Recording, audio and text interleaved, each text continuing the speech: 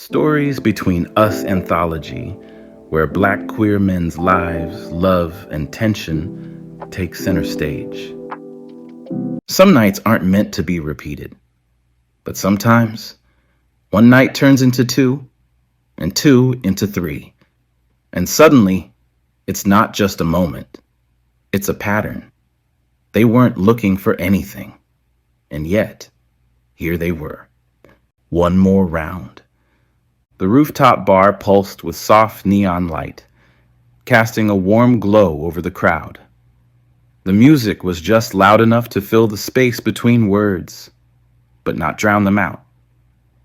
Malcolm sat at the bar, stirring the melting ice in his glass, half listening to the conversation happening around him. He hadn't planned on being here. It was a work trip. One of those last-minute obligations that dragged him out of his city and into a fancy hotel with too much space and too little reason to be there.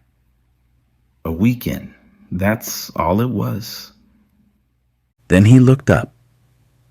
Across the bar, Avery leaned against the counter, laughing at something the bartender had said. Malcolm noticed the way Avery's smile lingered even after the joke had passed. The way his fingers tapped absently against his glass. There was something effortless about him, the kind of ease that came from knowing exactly who you were. Malcolm had been staring too long. Avery noticed. Instead of looking away, Avery raised his glass in a silent toast, smirking just enough to make Malcolm's pulse quicken. Malcolm hesitated, only for a second, before tipping his drink in return. A small, almost imperceptible invitation. Malcolm didn't expect the conversation to flow so easily, but it did. Avery was a photographer in town for a shoot. Malcolm worked in branding, boring corporate stuff, as he put it. Avery teased him for it. Malcolm pretended to be annoyed, but the smirk on his lips gave him away. They talked. They drank. They leaned in closer than necessary. And then Avery touched Malcolm's wrist, a casual brush of fingertips, and it was like flipping a switch.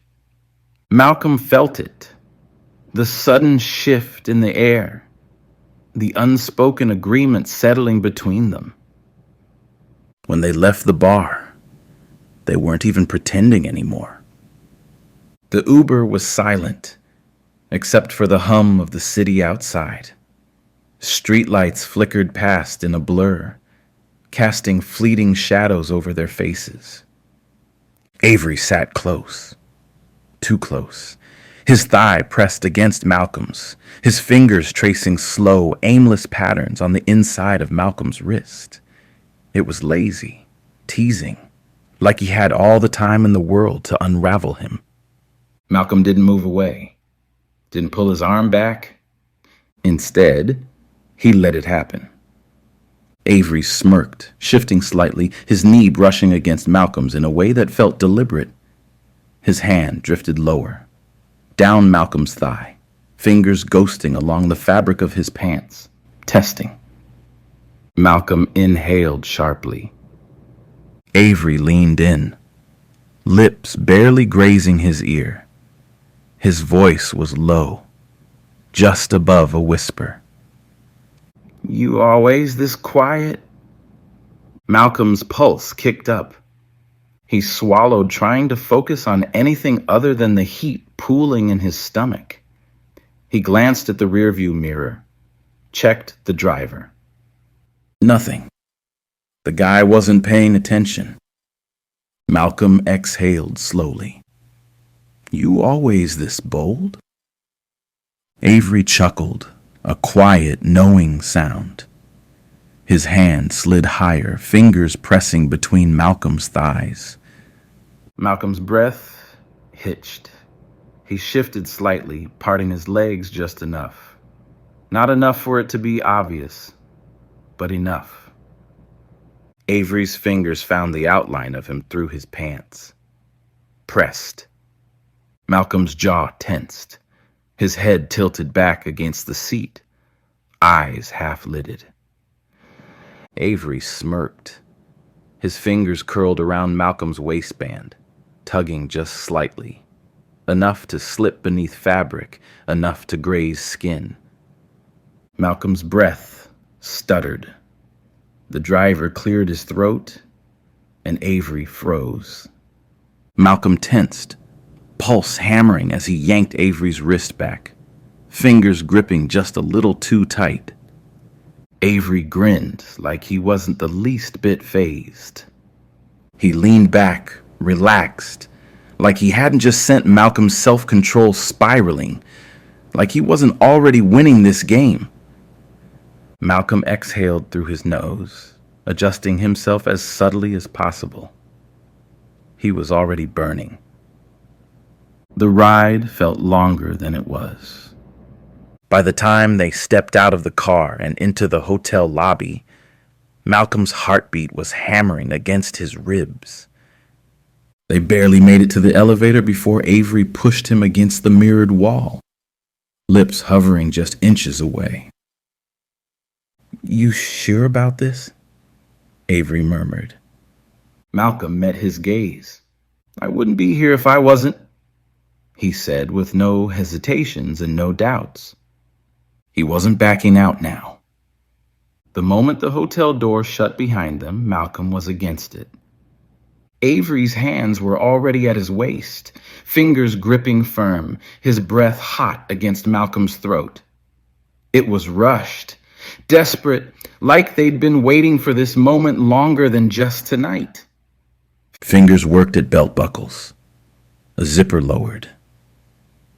Avery's hands were everywhere, sliding up Malcolm's back, tugging him closer, palms pressing against the ridges of muscle like he was mapping him out. Malcolm's head tilted back, eyes fluttering shut as Avery's lips found the curve of his jaw, hot, open, teasing. Then a shift. Avery dropped to his knees. Malcolm's breath caught as Avery's fingers curled under his waistband, pulling just enough to expose bare skin. His lips brushed the edge of it, not quite kissing, not quite touching, just lingering there. A whisper of heat, a tease, a warning. Malcolm exhaled sharply, his fingers tightening in Avery's hair before he could stop himself. A pause, a slow inhale. Avery looked up at him, lips just barely grazing the tip of him, smirking like he already knew exactly what this was doing to him. "Damn," Avery murmured. "I was expecting more of a fight." Malcolm groaned, dragging him back up by the collar, crushing their mouths together in something messy, teeth and tongue and hands pulling and grabbing like they couldn't get close enough. They barely made it to the bed. And when they did, it wasn't careful. It wasn't soft. It was a challenge, because neither of them knew who was supposed to take the lead. They rolled, bodies tangling in the sheets, hands gripping, shifting, testing. Avery pushed Malcolm onto his back. Malcolm smirked and flipped them over. Avery chuckled against his lips. "Oh, so that's how it is?" Malcolm exhaled a laugh, pressing Avery's wrists into the mattress. Didn't realize this was a competition. Avery's legs tightened around his waist, flipping them again, pinning him down with just enough weight to make Malcolm inhale sharply. Everything's a competition. Malcolm shivered at the way Avery said it. There was something about the weight of him, the way he moved, the way he wanted, not just to take, but to give. Malcolm had been with men who wanted control and men who wanted to be taken.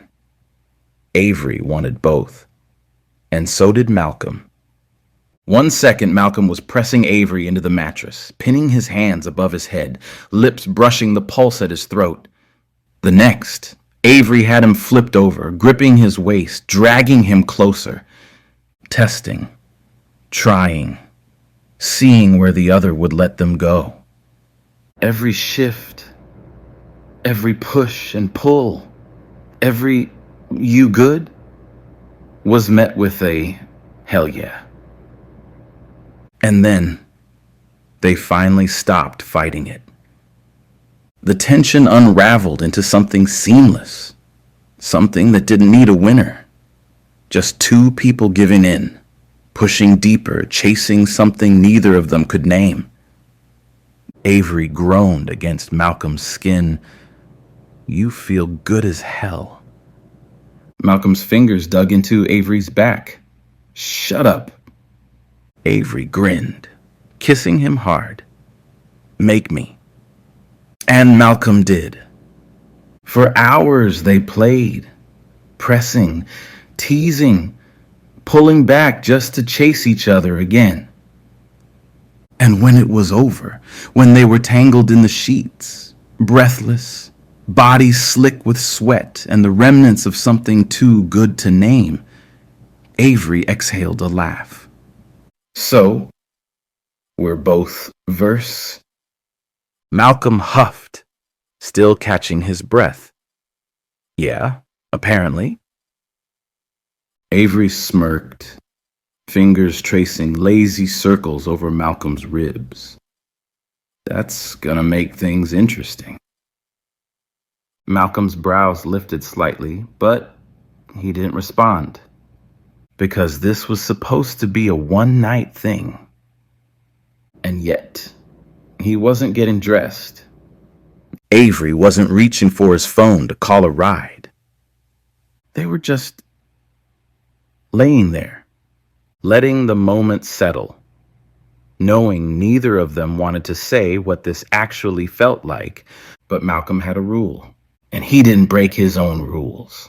So eventually, he sighed, reached for his pants, and started getting dressed. Avery watched him, propped up on one elbow. "Damn, so that's it?" Malcolm smirked, buttoning his shirt. "Yeah, that's it." Avery didn't look convinced. Malcolm grabbed his phone from the nightstand, glanced at the time. "I'll hit you up." Avery chuckled, shaking his head. "Yeah, sure." Malcolm left without looking back. Scene: the next day. Malcolm left before sunrise. No goodbyes, no numbers exchanged. Just a last look over his shoulder before slipping out the door. It should have ended there. But at 11:42 a.m., his phone buzzed against the table, screen lighting up. Avery sends Malcolm a text. "Got a little free time before my next meeting. You around?" Malcolm stared at the message for a second longer than he should have. The smart thing was to leave it alone. Let last night be what it was. A one-off. A fleeting moment. Something that could be folded up and tucked away in the archives of good mistakes. Instead, his fingers moved on their own. Malcolm replies, "Avery says he's at the same spot." Malcolm didn't hesitate. He headed straight there. The moment Malcolm walked through the door, Avery was already on him. Hands gripping at his hoodie, mouths crashing together in something fast, feverish. No words, no pleasantries. Just the same urgency that had kept them tangled in sheets the night before. This time, there was a challenge in it. A push and pull. Malcolm pressed him into the couch, knees bracketing Avery's thighs, hands already dragging his hoodie up. Avery let him have control for all of 5 seconds before flipping them, straddling his waist, fingers slipping under his t-shirt with a knowing smirk. It was fast, messy, the kind of collision that happened when two people were pretending this was just sex. And then a shift. Avery pushed him against the desk. Laptop still open. Screen still glowing. A muted Zoom call in progress. Malcolm let out a breathless laugh, still half focused on Avery's mouth trailing down his neck before his eyes flicked to the screen. "You're on a call?" Avery smirked against his jaw. "Yeah, so keep your mouth shut." Malcolm grinned, gripping the back of Avery's neck and pulling him closer. "Make me." Heat, friction. A muffled groan swallowed into a kiss. Hands gripping, teeth grazing skin, bodies pressing closer. They were careless, reckless, testing just how quiet they could be. The call kept going. Neither of them heard a word. By the time it ended, Malcolm was sprawled against the desk, shirt hanging open, breath still unsteady. Avery leaned back, lips swollen, hair slightly out of place. "You're wild as hell." Malcolm smirked, lazily pulling his shirt back on. "You love it?" Avery tilted his head, studying him, like he was trying to decide if this was the last time. If they were done. If they were gonna let it be. Neither of them said it. They already knew the answer. Scene. The final night. They both knew the end was coming. Malcolm could see it the second he walked in. A suitcase sat half-packed in the corner, a reminder that whatever this was, it had an expiration date. They didn't talk about it. They didn't acknowledge the fact that come tomorrow, Avery would be gone, and Malcolm would go back to the life he had before all of this. Instead, they poured drinks. Instead, they talked about things that didn't matter. Instead, they kissed like they could slow down time. They pretended. And for a while, it was enough. But eventually, they had to stop. The room was quiet. The only sound was the faint hum of the city outside. They lay tangled in the sheets, breath still unsteady, body still warm from everything they didn't say out loud. And then, the pause. And next, a confession. Malcolm exhaled first, voice lower than a whisper. "I'm married." Silence fell into the room. Avery turned his head, staring at the ceiling, lips parting like he had something to say, but nothing came. Then, finally, Avery says, "Yeah, me too." A slow exhale, a bitter chuckle between the two of them. Malcolm shook his head, fingers dragging over his jaw. "Guess that makes us even." Avery smirked, looking over. "Guess it does." Neither of them moved. Neither of them stopped. One last round, one last night. Nothing more, nothing less. Thank you for listening to Stories Between Us Anthology. You can find every episode on YouTube, Spotify, and Apple Podcasts.